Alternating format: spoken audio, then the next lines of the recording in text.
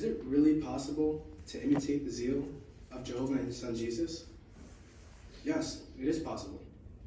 How does one do this, you might ask?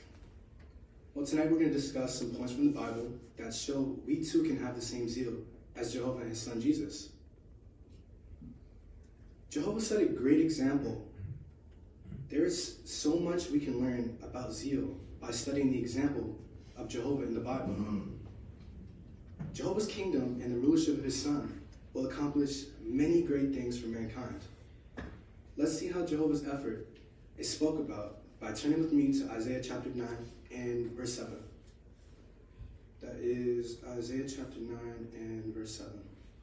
And it reads, "To the increase of his rulership and to peace there will be no end, on the throne of David and on his kingdom, in order to establish it firmly and to sustain it through justice and righteousness, from now on and forever. The zeal of Jehovah of armies will do this." Did you notice what Jehovah's zeal resulted in?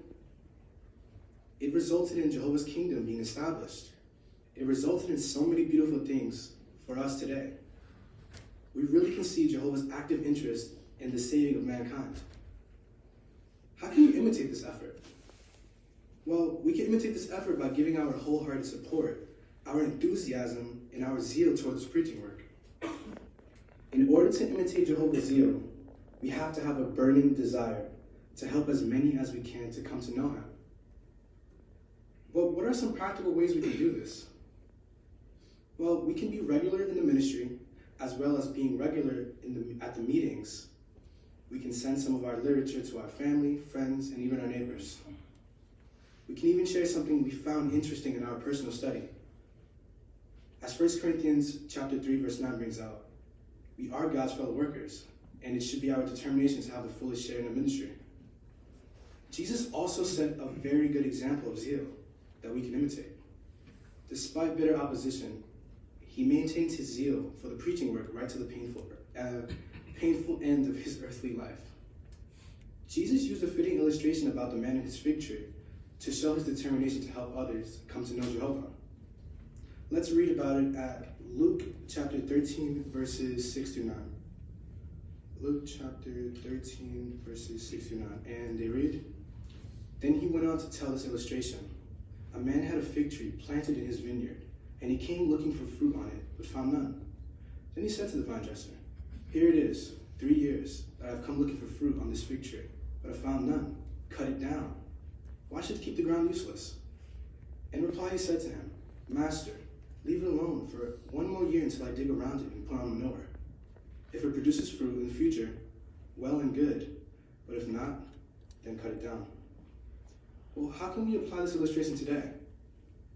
The illustration speaks of the fig tree that didn't bear any fruit in the time it had remaining. That fig tree can be likened to an unresponsive territory. Since we are living in our last days, shouldn't we intensify our preaching efforts? We shouldn't give up if we do not reach as many people as we would like. Jesus used the short time he had remaining, which was about 6 months, to intensify his preaching activity in Judea and Perea. If you think about it, we are the only people on earth who offer hope of real solutions to mankind's problems. As Christians, we have been given a command to preach about God's kingdom and what it will do for mankind. Please turn with me to Romans chapter 12 and verse 11. And it reads, "Be industrious, not lazy. Be a glow of the Spirit, a slave for Jehovah." So we see from reading this verse, we have every reason to be a glow of the Spirit, as it is our privilege to carry out this divine commission. So we can all imitate the zeal of Jehovah and Jesus. With God's blessing, our zealous evangelizing can help others come to know and love Jehovah.